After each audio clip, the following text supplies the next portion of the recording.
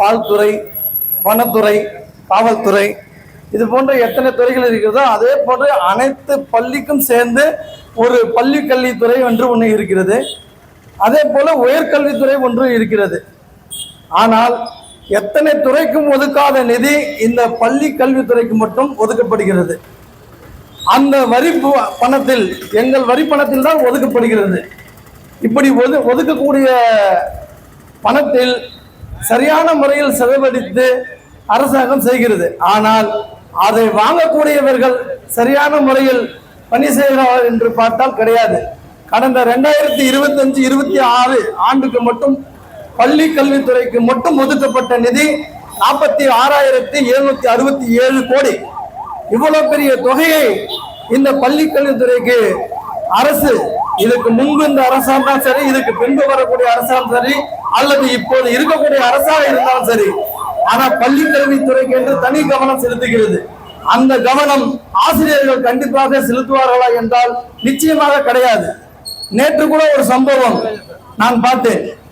அரசு தலைமை ஆசிரியர் பள்ளியில் மாணவர்களை லேட்டா வரத ஒரு சின்ன குச்சி வச்சுட்டு ஏன் லேட்டுன்னு கேட்டுட்டு இருக்காரு.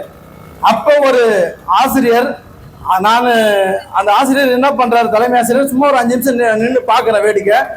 அதுக்கு பிறகு ஒரு ஆசிரியர் வராரு, உள்ள நுழைகிறாரு, ஆசுவாசமா வராரு. வெளியே வரவர் என்ன செய்யறாருன்னு பார்த்தா, நெல்லிக்காய் பார்த்தா மாங்காய் போத்தை போட்டு ஒரு பாட்டியம்மா வித்துட்டு இருக்காங்க. அவங்க கிட்ட அந்த நெல்லிக்காய் சுவைச்சு பார்த்துட்டு இருக்காரு. இதை தலைமை ஆசிரியர் பார்த்துட்டு இருக்காரு. ஆனா இந்த தலைமை ஆசிரியரால அந்த ஆசிரியரை கண்டிக்க முடியல. ஏன்? அந்த தலைமை ஆசிரியருக்குன்னு ஒரு சுதந்திரம் மித்த துறையில் இருக்கிற மாதிரி கிடையாது. காவல் நிலையத்துல போனீங்கன்னா ஒரு இன்ஸ்பெக்டருக்கு மற்ற காவலர்கள் செய்யும் மரியாதை, ஒரு கட்டுப்பாடு, அவர்களுக்கு என்று ஒரு தனி ஒரு அங்கீகாரம் கொடுப்பது போல தலைமை ஆசிரியருக்கு என்று ஒரு தனி பயமோ ஒரு மரியாதையோ, பயம் வேண்டாம், ஒரு மரியாதையோ செலுத்துறது கிடையாது. அவங்க மாட்டுக்கு வராங்க, அவங்க மாட்டுக்கு உட்காந்துருக்காங்க உள்ளார, நம்ம மாட்டுக்கு வருவோம் போகணும்னு ஜாலியா வகுப்புல ஒரு கிளாஸுக்கு 4 லீடர்னு போட்டுறாங்க. 4 லீடரை போட்டுட்டு நீ தான் கிளாஸை பார்த்துக்கணுன்றாங்க. இன்னும் சொல்ல போனா அந்த சோபா என்ற ஆசிரியர் திறனறி தேர்வுன்னு அரசாங்கம் ஒரு தேர்வு வச்சுது. அந்த தேர்வுக்கு மாணவர்கள் தேர்வு எழுதினாங்க. அந்த தேர்வை திருத்தக்கூடிய அதிகாரம் யாருக்கு இருக்கு? அந்த வகுப்பு ஆசிரியர் சோபாவுக்கு தான் இருக்கு. ஆனா அந்த வகுப்பு அவங்க திருத்தினாங்களா பார்த்தா திருத்த கிடையாது. யாரு திருத்தினாங்க? அந்த 4 லீடரே போட்டு நீங்க திருத்தீங்கன்னு சொல்றாங்க. அப்படியேப்பட்ட ஆசிரியர்களை தான் நாங்க கண்டிச்சு இடமாற்றம் செய்யணும்னு சொல்லி கோரிக்கை வச்சு இந்த ஆர்ப்பாட்டத்தை நடத்துறோம். ஆனா இந்த அரசாங்கம் என்ன செய்யுது? பல சலுகைகள் இந்த ஆசிரியர்களுக்கு எல்லாமே கொடுத்து உழைச்சா முன்னேறலான்ட்டு நிறைய பேர் போர்டு எல்லாம் வசனம் எல்லாம் வச்சிருப்பாங்க. ஆனா டிச்சு எழுறவன் டிச்சு எழுதிட்டு தான் இருப்பான், ஆட்டோ ஓட்டுறவன் ஆட்டோ ஓட்டிட்டு தான் இருப்பான். உழைக்கிறவன் என்னைக்குமே முன்னேற மாட்டான். படிச்சவன் தான் முன்னேறுவான்ட்டு நாங்க புரிஞ்சு இங்க போராட்டத்தை கலந்துட்டு இருக்கோம். ஆக மொத்தம் எங்க பிள்ளைங்களுக்கு நல்ல படிப்பை கொடுங்க. நாங்க சொல்றது என்னன்னா, மீன் சாப்பிட கத்துக் கொடுக்காதீங்கன்னு சொல்றோம்ல, மீன் பிடிக்க கத்துக் கொடுங்கன்னு சொல்றோம். அந்த கல்வியை நீங்க கொடுங்க. என் பிள்ளை முன்னேறாது அப்புறம் பாத்துக்கலாம். இதைதான் நாங்க சொல்றோம்.